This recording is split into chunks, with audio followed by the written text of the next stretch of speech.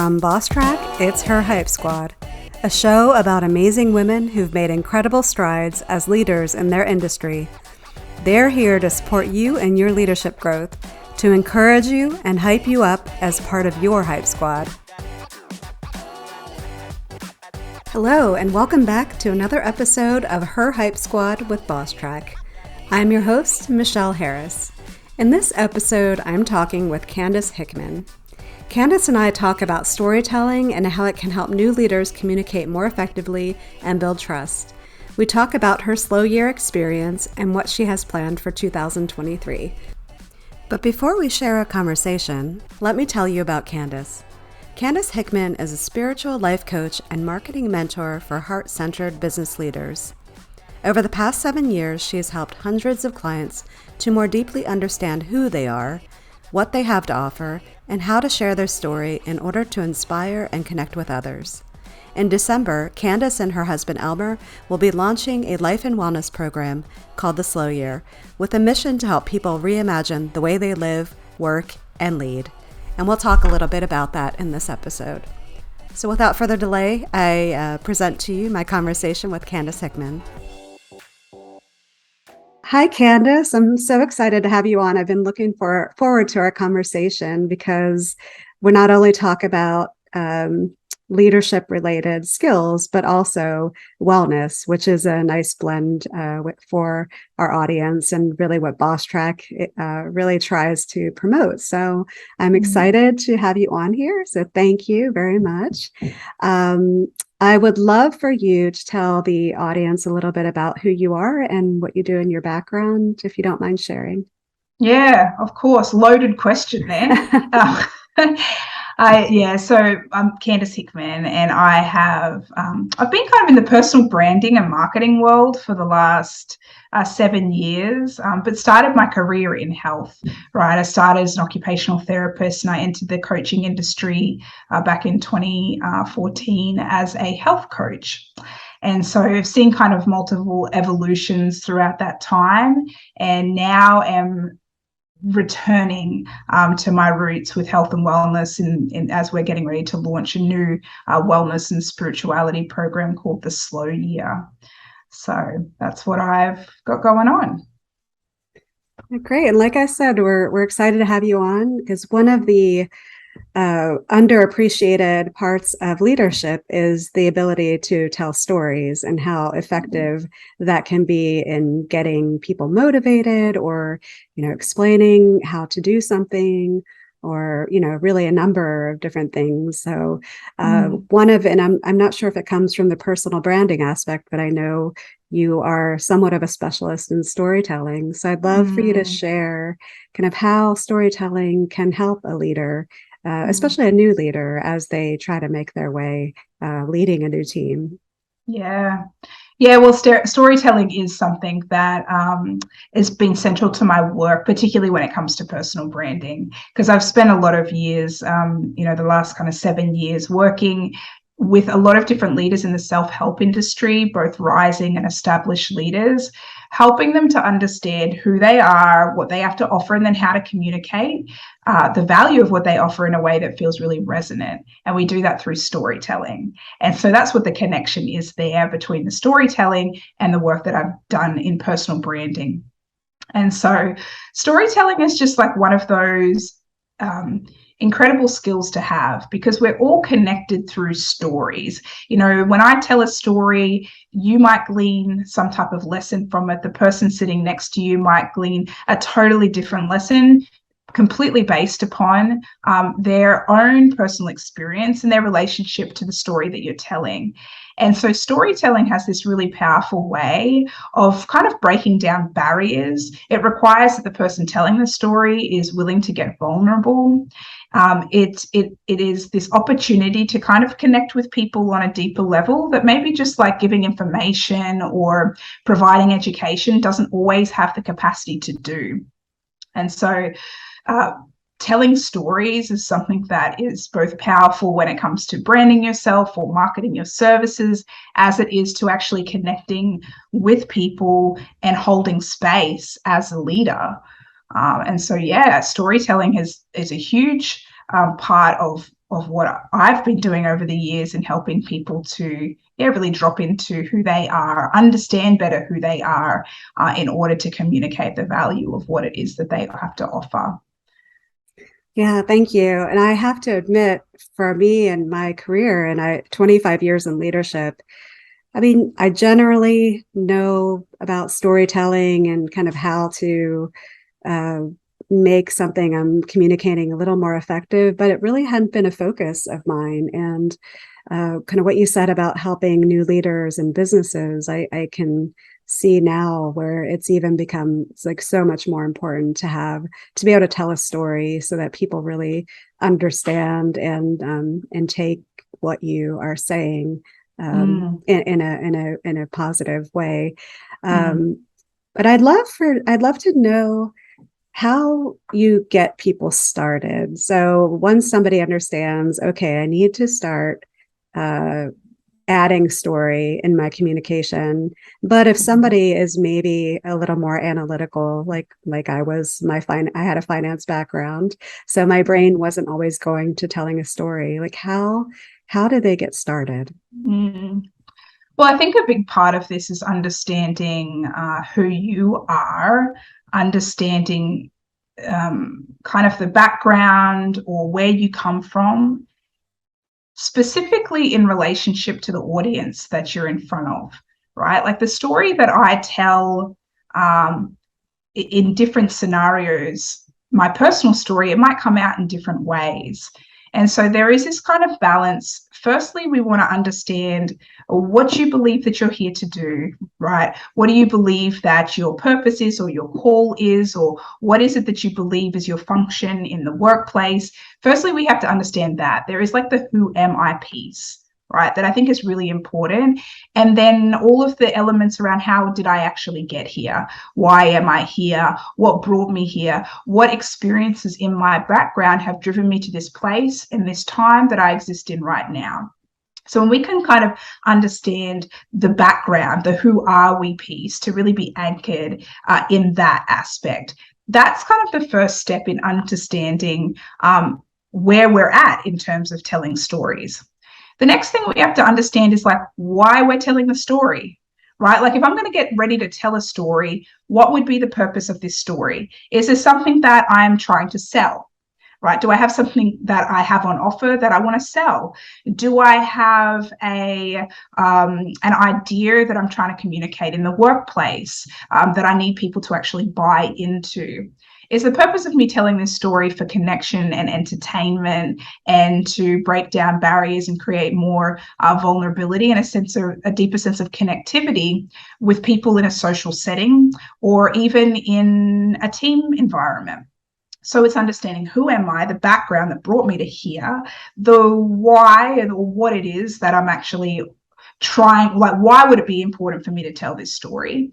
And then the third component here is like who needs to receive the story, right? Like who is on the other end, the receiving end of the story, and what is it that they need?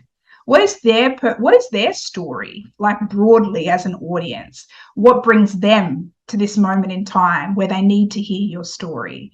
You know, are they here to be entertained? Is there some type of pain point when it comes to marketing? Is there some type of pain point, some type of struggle, some type of pleasure that they are seeking that in telling your story allows the person to either feel inspired or move to action in some type of way? So in order for a story to really be effective, we firstly have to understand the background that brings us to this place and time where we're ready to tell the story, what it is that we're trying to communicate around, or why we feel the need to tell a story to begin with. What's the thing that we're trying to sell, the interaction we're trying to have, and then who is it that we're actually communicating? What's their story?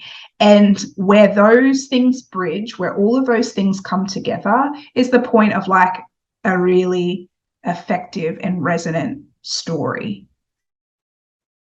Yeah, that's great. One of the things I think that was a little intimidating for me is that I thought a story had to be like some kind of fable that I had memorized. So it was not a story about me or my experiences, but a story, uh, another story that I just had to kind of keep on tap but it doesn't sound like it has to be that. It sounds like it could be more personal.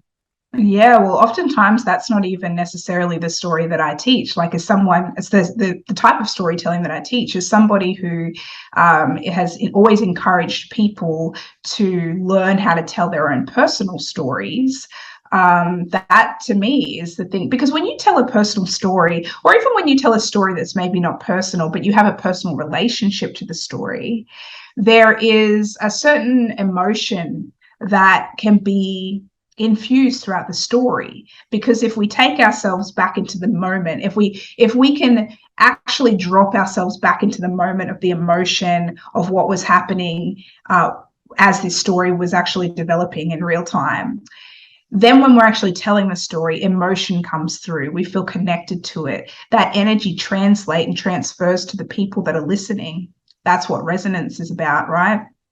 And so it could absolutely be a story maybe that's not personal to you, but that you have a personal relationship to. Because when we tell those moving stories, that's when they have the impact that storytelling can actually have.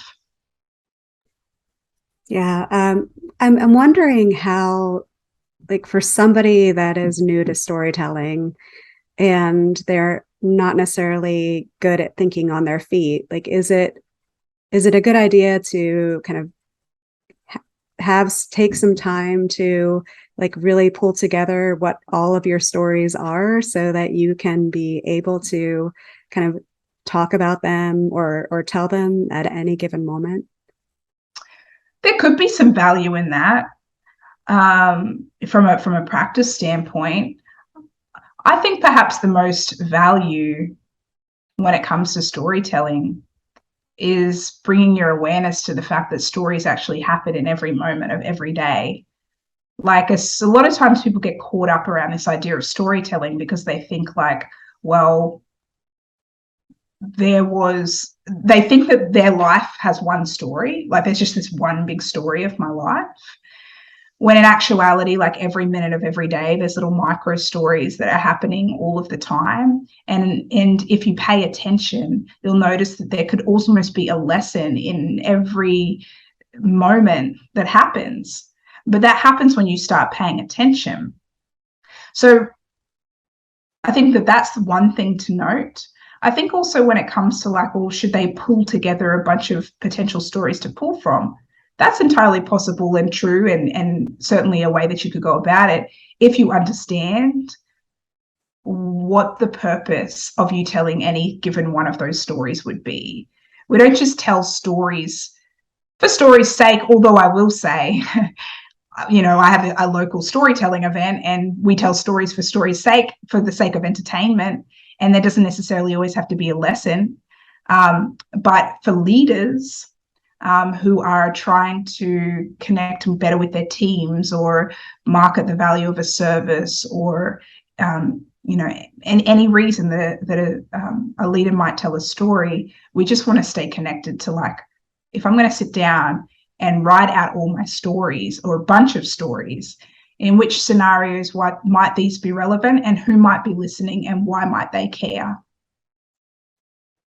Yeah, I love that. And I'm glad you brought up the event that you have about storytelling, because I'm wondering if putting yourself out there and attending events like that, or maybe even joining like a Toastmasters, would help kind of somebody new to storytelling start exercising the ability to draw from their experiences and tell their story. Mm-hmm. Absolutely. I think anytime we're immersed um, in the thing that we want to learn more about, I think we get a greater opportunity to actually learn and hear from other people. I mean, I think I wouldn't even say that. I mean, I've been to Toastmasters in the past, and it's a very structured kind of experience. It's very specific and particular, the way in which things are laid out.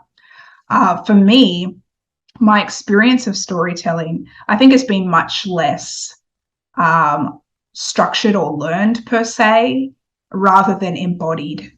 because growing up, I read a lot. I would read a lot of books, a ton of stories. I always had my head in a book.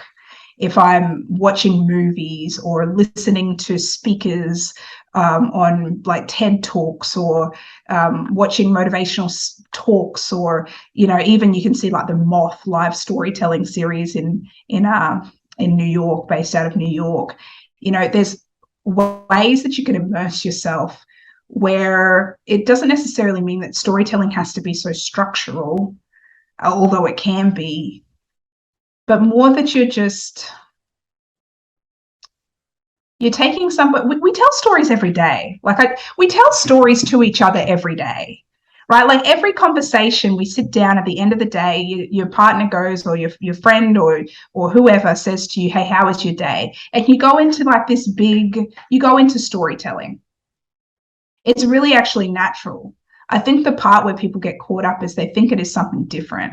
I think one of the most powerful ways that I've developed my storytelling skills over the years has literally been by sending emails and writing social media posts to my audience, telling them what's going on, sharing a story and then what's the lesson, sharing a story and why does it matter, sharing a story and this is why I'm telling you this. And I think if we just get into a habitual practice, into the habit. So if I think about how this could apply to someone who is in like a corporate leadership role, and they I don't know, that somebody comes in and asks for advice, or they come in for a one-on-one and want to know how to approach something. Storytelling could really just mean, well, let me tell you about my experience when I did XYZ. Is that kind of... Yeah, you could be, let me tell you about a time when I did XYZ, or maybe you've had a supervisory relationship in which you've seen that scenario play out in the past. If you could share stories anonymously from other experiences, you know, it could be an opportunity to be deeply curious and draw the story out of the person that is sitting in front of you, you know, and what does it look like to ask them the details and to ask them, like, so how can we connect with each other through the power of storytelling? Got it. So it doesn't need to be, let me tell you about the story about that rabbit and the turtle, and this this is what you learn from that. No. I think personal stories is one of the most powerful. If we can get into the habit of like learning how to tell our personal stories, and all you have to, and I mean, I guess it's easier said than done for somebody that maybe is a little bit less experienced with telling stories in what might feel like a more formal way. I think we have to remember, firstly, that it doesn't have to be formal. And then we have to remember, secondly, that we tell stories in order to connect, that your story is valid, that your story has the power to move people, that your story has the power to connect with people, that you don't have to have some crazy rags to riches, or like overcoming the monster, or any type of, you know, outrageous story for it to be valid, for it to be interesting, for it to have the capacity to really help you to connect with people. And it doesn't have to be about the tortoise and the hare. And I'm wondering, for people, like, I think I run into this a lot as well. When you live your experience, it's just something that happened to you. Like, how do you get past, how do you know when it's something to share? I don't know if I'm asking that right. Like, because for me, it might seem like, oh, it's something that happened and it's no big deal. But maybe to tell somebody else, like it is something that might help them in a moment. Do you run into that?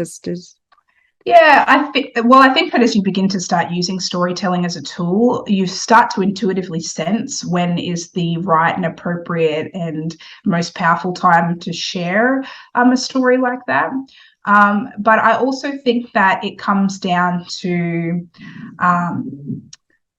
I have stories now that I share more now about like how I was raised and, things my dad did growing up that were like central to like my experience as we get ready to kind of launch this new wellness and spirituality program, the stories that I share around my upbringing that I have really never shared before. Because as I slowed down, as I create space for inspiration to kind of come in, you start to feel into stories that seem relevant to the moment. And I think that that comes from getting out of your head and into your heart. And when you say like, well, how will I know when it's the right time to share a story? It's like when you slow down and you create space and you really listen to people, or when you understand what people need. And this is a huge part of it that I really think is so important to be said. Remember that every story has an audience. And particularly when it comes to like leadership, operating like on a relational level, or, personal branding in the corporate world or otherwise, we have to remember that a brand is essentially a perception of you that exists outside of you. That's what a brand is. In that way, when we're being in positions of leadership, or we are branding ourselves in the marketplace or whatever it might be, that we have to remember that the stories we share helps to shape a perception about us as much as it helps us to connect to people. And so knowing what's the right story to share means knowing who the person is that you're talking to. So I've always said the work is never really about us.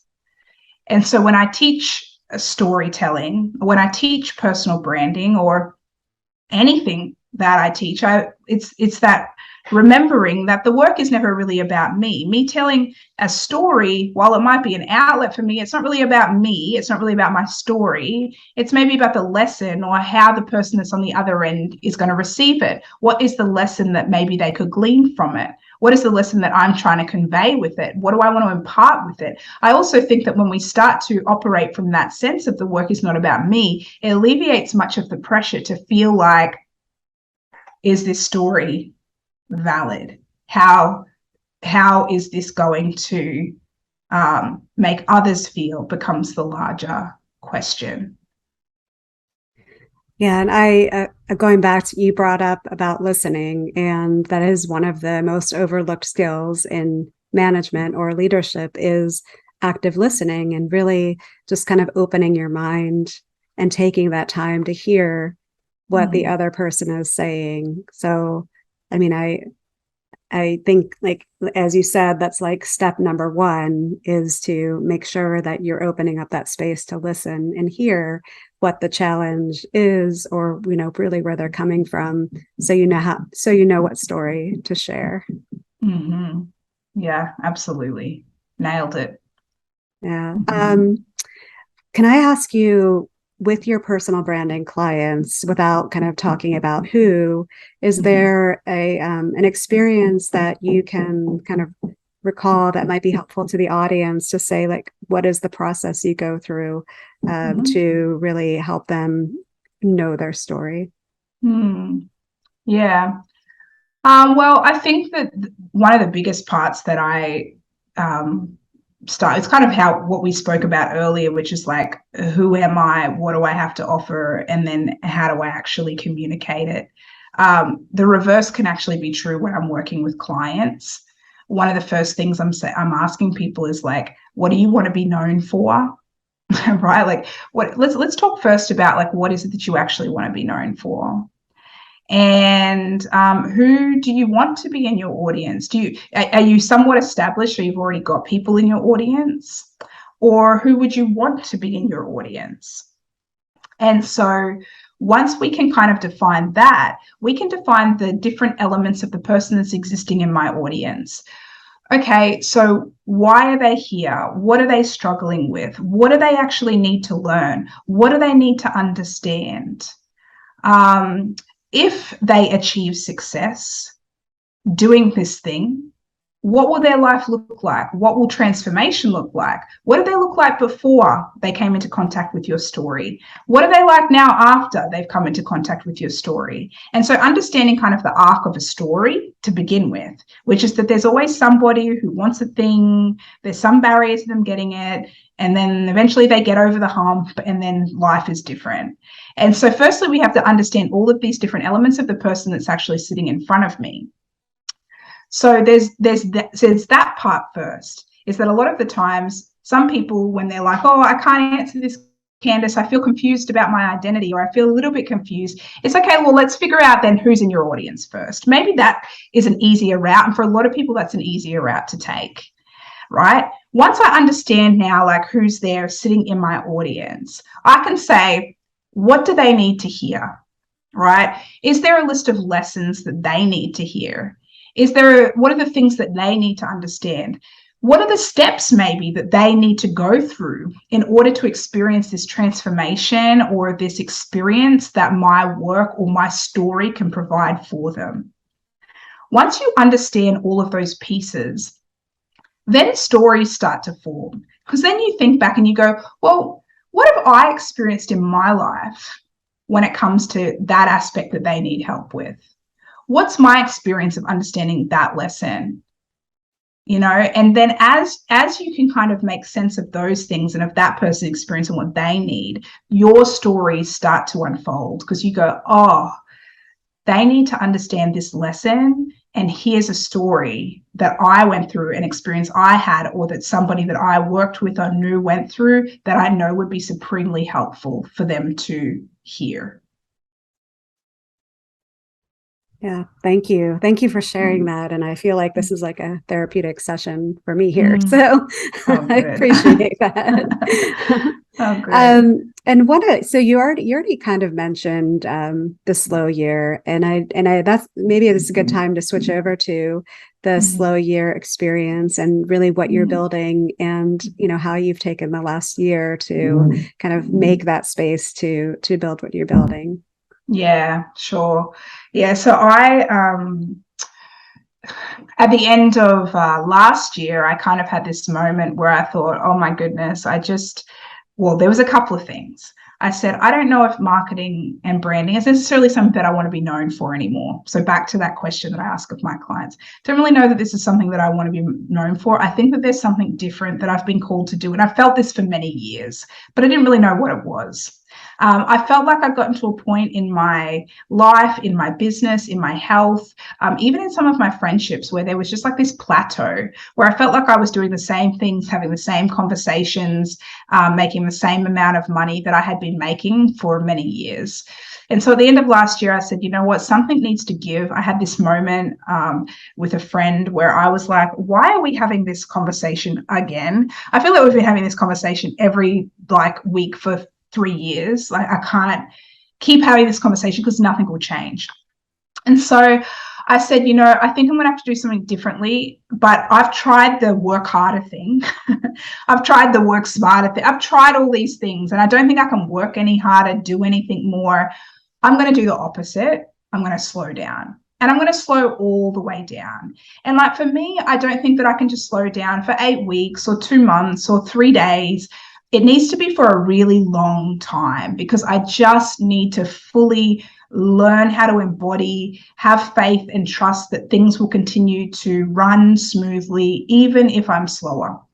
And so I embarked on a journey at the end of the year, last year, that I was called the slow year. And I said, this year I'm ready to reconnect with people in person again. And I want to really prioritize my health and my wellness and tending to my spirit just above all else.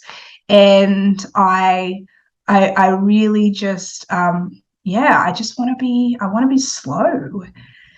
And so I embarked on this journey. And as I kind of have gone throughout this year, people started asking me pretty early in my year, well, I want to do a slow year. What does it mean to do a slow year? And I said, well, look, I'm just taking my own year right now, but maybe next year I'll do it. And, I'm a certified spiritual coach. I'm a trained life coach and a trained health coach. Started my career, went through the Institute of Integrative Nutrition back in 2014, and a former occupational therapist. So I have actually quite a large background in kind of the health industry, but had gotten kind of a bit further away from that because there's so many things that I just love to talk about. But yeah, I've embarked upon this journey, and it's been such a profound and transformational year for me in my life. I've realized that the more that I slow down, the more space that I create for inspiration, the more creativity comes in, the more connected that I feel to myself and to others, the more vibrant I feel in my health. I feel more vitality, more energy.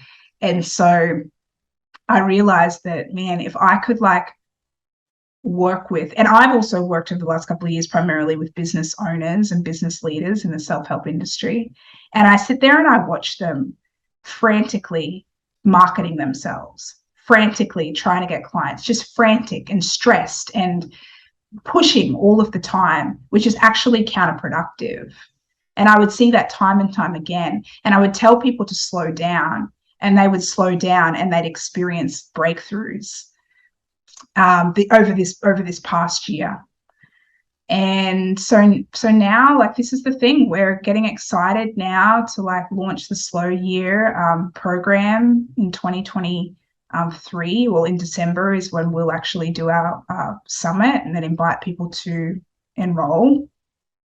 And the focus is on people in first and foremost in leadership positions, because we feel that if we can encourage leaders to take good care of themselves, to slow down, to prioritize communion and connection with other people, then it will just create a ripple effect.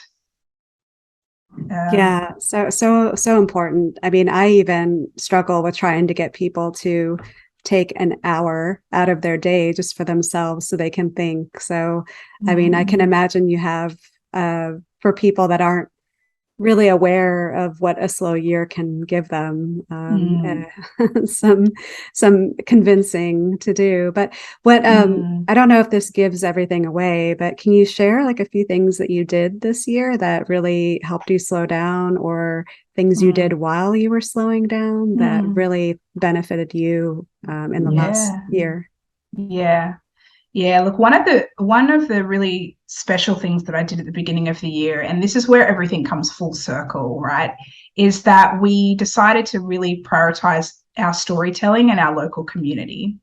And that initially was I want people to be able to tell their story. But then pretty quickly it came to this, this is about communion, not just how do we network or how do we, be in community, but the actual communion piece with people. How do we sit with people? How do we do life with people? How do we started hosting dinner parties and book clubs and doing our storytelling event and inviting people to come over and eat with us after storytelling, and because communion was such a big part of it. So this year I returned to communion as one of the very first things that I started doing. I started spending more time, taking my time in the kitchen. We had a baking day a couple of weeks ago, you and I, Michelle, and I that's something that's been true for me. I've been cooking with friends and spending more time cooking whole foods and soaking my beans and taking my time and not being always in a rush, because it's just a little way that I can add some slowness into my life. I've been prioritizing breath and what it means to be connected to my breath, and with a variety of different ways that I've been doing that. And then the other thing is retreats. I've been on 3 retreats this year, and just been taking that extended time, where in the past I just always felt I can't fully disconnect all of the way. And so there's these little, and those are all big things, but I think that there's just even little things. And one big thing that I would say to people that can't even take that hour out of their day to just think is one of the principles. There's 13 principles that we've developed that have underpinned the Slow Year. for me and my husband in the last couple of months has really been slowing down as well. And one of the first principles is permission. And I think that, a lot of people, they don't give themselves permission to slow down. They think that everything is just going to fall. And so it's kind of diving into those elements of fear and guilt and worry about what will happen if we slow down. Will everything just cave? Will nobody else will be able to pick up the slack? Or, all the guilt around, well, if everybody else around me is frantic, I should be frantic too. Yeah. And there is this element to which permission is one of the first principles that we'll be exploring next year, as a precursor to slowing down. Yeah, definitely. I mean, you can even see it when people don't want to take a vacation, or they take a vacation, but they feel like they need to check in every day and not giving themselves permission to just kind of take that time that they need for their own wellness. You need to take care of yourself before you can take care of the people around you. So yes, I love so much what you're doing. And I wanted to ask you, with the retreats that you went to, is there anything that stands out that was most interesting, or kind of not life-changing, but like something you took away that you're like, I just can't believe that this has existed and I haven't implemented this before? Yeah, I went on a trip to Tulum, actually, and I know Tulum has this, this where everyone goes, and I kind of just went down there and I stayed in this jungle wellness retreat outside of Tulum called Holistica, and I went to a Temazcal ceremony. And I think that was just, I left there not the same. That experience was something that I didn't realize what I was getting myself into. If you don't know what a Temazcal ceremony is, basically it's like a clay dome. It's like a sweat lodge. And they heat up these big rocks and they put them in the center of this clay. It looks like a clay hut. And then you're in there for about an hour and a half. And it's hot and it's pitch black. And there was about 20 other people in there with me. I was by myself. I was with strangers. I thought that I was kind of going in there. I thought it would be hard, but I thought, it's going to be detoxifying and purifying. I didn't really understand kind of the other spiritual elements of and emotional elements of what happens when you're in that situation. I freaked out and thought to myself, I'm claustrophobic. I can't breathe. I started freaking out. And there was the guide that was in the Temazcal with us kind of said, the fear is not yours, let go, surrender. And I was panicked, terror throughout my body, but I stayed with it because I also kind of had this out of body experience where I realized wow, obviously I can breathe. Obviously I can breathe. And obviously this is my mind and my emotions going wild. And if I could just get control of this, I feel like I would be in a better place. And so I really did. I surrendered. And I don't know if your audience might be freaked out hearing that word, but I kind of let go. Okay, so I let go of the need to kind of control, and accepted that I could breathe, and I self-soothed and calmed myself down. And by the time I got out of there, an hour and a half later, I felt like a new person. I can do hard things. For somebody who's so used to going all the time, to be stuck in this place where you can't go anywhere, where you can't be on your phone, where you can't see, all you have is your emotions and your mind. And then you start to realize just what your inner world is like. And so that was probably the most transformational experience that I had this year, because I think in that moment I realized that so much of our pace is often self-inflicted, even when the world around us is going fast, or even when we have a lot of things on our plate.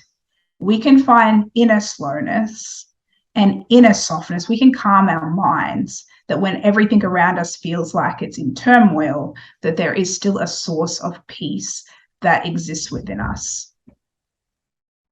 Yeah, thank you so much for sharing that personal experience. I hope that it brings value to our listeners. Um, with the slow year experience, I know you're still kind of maybe building that, but what, like, if somebody was interested, what would they expect to get out of the next year? Yeah, well, we're it's a 12-month life and wellness program. And so over the course of 12 months together, we'll be learning about different principles and how to actually integrate them into our lives. And so I'll be introducing the different principles of creativity and communion and generosity and a number of other principles. We have different people that are going to come in that are teachers and experts in their area who'll be leading ceremonies, a lot of sound and breath work, and we'll be doing cooking and learning how to prepare and nourish our bodies and movement and tending to the spirit. But we'll also be having opportunity for a community so that no matter where you are in the world, you can jump on a call, you can be a part of conversations and storytelling circles. And then we'll also be doing kind of these coaching calls as well, for you to come in with myself and my husband, and to explore these concepts, explore the concepts of permission, explore the concepts of creativity and communion, and how you can begin integrating them into your own life in order to slow down. So it's going to be a really special experience. We had calls this morning with other practitioners that are going to be involved with it, and some really cool, very talented people to guide you through the year and the experience. And no doubt that lives are going to be changed, transformed. Yeah, I'm so excited to kind of see how this all pulls together and really hear about how it affects people's lives. And I know you're looking at having like offsite retreats as well. Do you think you'll have experiences like the one you had in Tulum that will be kind of life-changing? I know we'll have life-changing experiences. I'm not sure about the Temazcal yet. I would need to find somebody to facilitate that. I, of course, wouldn't even attempt to do so. But yeah, we're still kind of figuring out the details around retreats. We haven't even settled on our first location yet, but although we do have a place that we're visiting this week. So, but yeah, I mean, I think that one of the coolest parts of like anything that we do, from storytelling to retreats, is that we're really big on holding space in a way that we hope people feel like they're a part of something that's bigger than they are, that they have fun. And that's a big thing. And that's going to be a big part of the year as well, is that we're fun and we want to have fun and we want people to have fun, and we want to remember how to have fun, that everything isn't so serious all the time, that there are going to be these tools and these practices that you can integrate into your life, but also that you're just going to meet cool new people and start doing life with people and have some fun, no matter where you are. And so, yeah, I don't know, I went off on a tangent there, but just to say, we're going to have a good time. We're going to have a good time. Yeah, so important having fun. You're right. I mean, as we get older, we really lose more of that play. And I wish, I mean, I'm happy to see that there are things, that are popping up, like the slow year experience, that really help bring people back to the play and joy and fun. I love that. So so I don't want listeners to pop off, but since we're talking about the slow year, is there's a wait list that if anybody wanted to kind of hop on the wait list, would you like to provide that? Yeah, sure. It's just theslowyear.com. So if you go to theslowyear.com right now, it's just a single waitlist page that you can go ahead and jump on the waitlist. We do have our virtual summit that we are hosting on December 3rd. We haven't really announced that yet. That's still in the works. We're finalizing the things before we open the doors to that. But I will say it'll be at theslowyear.com as well. We'll just replace the page. So if you go to theslowyear.com, whatever you're meant to do will be there, either the summit page or the waitlist page by the time you get there. Perfect. Thank you. Yeah. And so now, if you're okay, I'd like to switch over to maybe some more general questions. Sure. And one, one of our fundamental one of the fundamental aspects of Boss Track is mentorship and really helping guide people through their careers and provide advice and feedback when they need it, give them encouragement, hyping them up like we do here on the Hype Squad with Boss Track. Do you have a mentor that you really you can look back and really appreciate that they were in your life? Yeah. Yeah, the person that immediately comes to mind whenever I get asked this question is Barbara Barner Abel. And Barbara she's a casting director and she's a media coach and just an incredible human that I met like a couple of years ago. And Barbara is just, she's just asked me some of the important questions. I remember a couple of years ago going, okay, so you're a personal branding coach and you teach people how to brand themselves, but what's your brand? And I remember thinking like, is that not, I help other people to like, is that not a brand? Like, and it was just that question, because in that she was pushing me to think more broadly because she knew that there was something else that I was called to do and that I wasn't operating at the highest level of what I could be. And that question stayed with me for a really long time. And there's things that popped up along the way, but I couldn't quite figure it out. And it wasn't until last year when the slow year kind of came to my mind. I said, I want to experience the slow year. And then I started to find all these stories and all of these connections to my childhood and to most of my life that made this slow year so much in my truth and in my integrity. But it came because I had that mentor that kind of guided me, but also pushed me to think and to stay open, really, to stay open. Well, sounds amazing. I wish everybody had a mentor that they can look back at that has been as life-changing as her. In terms of you're very focused on wellness. So I imagine for yourself, you have something you do every day that you attribute your well-being to. Do you have like a morning routine, an evening routine, something that you could share with everybody? Yeah. Well, I will say, I think that the way that you end your day informs the way that you start your morning. I just want to put that out there. I have inconsistently, so I'm going to tell you the thing I did inconsistently, but how much it makes a difference when I do it. And then I'll tell you one thing that is changing is that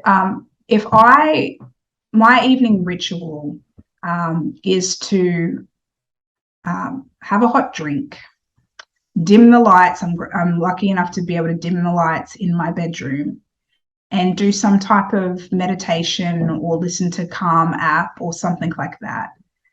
This makes a huge difference before I go to bed. I don't have these vivid, scary dreams like I normally do. This wind down about an hour before bed where I shut off my screens, it makes a big difference for the next morning. When I don't do it, I feel it.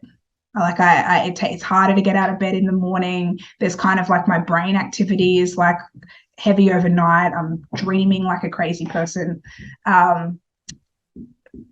It makes a big difference. But the thing I will say with my morning routine, I leave the house. Like first thing in the morning, I walk outside. Like even when I lived in Chicago, the first thing that in the middle of the cold, I would like walk outside, even if it was just to stand on the patio for a couple of minutes. Leaving my house is one of the first things I do.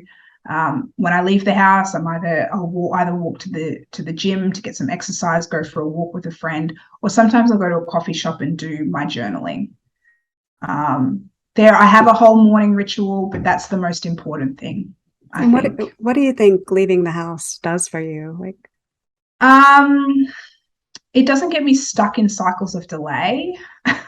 I think that, and to be clear, I don't leave this house to go to work ever. It stops me from getting stuck in cycles of delay. I think sometimes the first thing when you get up in the morning and you like pick up your phone and you start looking at it, or you overthink how you're going to spend the morning, before you know it, like half an hour has passed and you've done nothing. And I hate it when that happens to me. I love to start the morning with intention. So I think the first thing is just it's intention. I also love the fresh air hitting my face. I just feel like it's just this wake up. I love looking up and seeing the palm trees, seeing the sky. It just, I don't know, the light coming into my eyes makes me feel more alert. I don't know, going outside is like this spiritual experience for me. I feel into all of it. Whereas a lot of the times if I get up and I stay indoors, for me personally, yeah, I don't wake up and move as intentionally. Mhm. Yeah, I like that. And I used to go out every morning and meditate on the deck. And I ended up, for some reason, stopping that and then meditating inside. And I understand. I don't know really why I ever stopped, because that something about the fresh air and having the world around you and feeling it is somehow a little more therapeutic than being Of closed up course. inside your house. Yeah. Yeah, you realize that Yeah. I mean, I think a big thing for me has been this idea of bigger than me, bigger than me. And there's something about going outside that the first thing in the morning makes you realize that like there's this whole world that's like bigger than you. And you feel the things on the wind on your face, and if there's a little bit of drizzle in the air, like there's been a lot lately, like I'll even go out if it's just drizzling a little bit, and just that feeling of the fresh air and bathing in nature. Even when you live in the city, I think it makes a difference. Yeah. And then in terms of maybe when you're feeling down during the day, or you need to get yourself pumped up or need some confidence, do you have any music that is your kind of go-to music to get you feeling more confident? Yeah, I love anything Bruno Mars. Showtime is like my Showtime song, like it's Showtime. And then lately I've been really getting into like Leon Bridges. He's got that song Take Me to the River, which is when I'm feeling like I just need this, I need to be moved in some way. I'll actually lay on the ground and listen to Leon Bridges. Bruno gets me up and like hyped, and Leon's like, gives me the inspiration I feel moved. Perfect, So, perfect. And I think Leon Bridges came up before in one of my calls. So oh just yeah. I don't listen to too much of him. I think I've got one song on a playlist Mm-hmm. somewhere, but I'll have to check that more of that out. And Mm-hmm. Bruno Mars, it's one of the few concerts that I've actually been to, and it was pretty amazing. Ah, So I'm with you. I'm awesome. with you on the Bruno Mars. Awesome. He's good. Always entertainment Yeah. value. Yes, definitely. Is there something? So one of the things that we like to do is really help women out in some small way to make their lives better. And part of that can be just something that they could buy or invest in that will make their days just a little bit better. Mm. Is there something that you've bought in the last year or two under $100, like more affordable, that has changed your life in some way that you might recommend Mm. somebody consider? Yeah. I think one thing that I regularly do for myself these days is buy flowers. Ah, I yes. yeah, I go to Trader Joe's and get myself a $6 bunch, or and just have them in the middle of the table next to my candle. I think there's just something about buying yourself flowers and coming home and like trimming them and filling the water vase and seeing them bloom, arranging them how you want, that just, I don't know, is really soothing and calming for the spirit. So I think flowers, I think have made a difference, especially in my slow year. And then I think from a productivity standpoint, I have a great planner called Michael Hyatt's Full Focus Planner. I think is a game changer as well. I'll have to check that out. I'm with you on the flowers. Like, do you have a favorite flower? I like lilies. I'm not. I wouldn't say that there's not really. I mean, I love so many flowers. I'm not fussy with my flowers. Honestly, if they're bright, I would opt for, like, the last ones I had were bright orange roses. I'd never even seen an orange rose before. And I walked in and so I love roses. I love lilies. I think I've got hydrangeas right now. Yeah. Yeah, hydrangeas, and I love peonies. Oh, yes, me too. Yeah. Oh, and dahlias. I didn't even, they're so pretty. I saw them at the retreat. I was at a retreat at the end of September in Martha's Vineyard, and they had dahlias on the table. I didn't even know. I mean, I'd seen it before. But rarely. And I showed my mum, actually. I took a picture and sent it to my mum, and she's big into flowers. I thought, wow.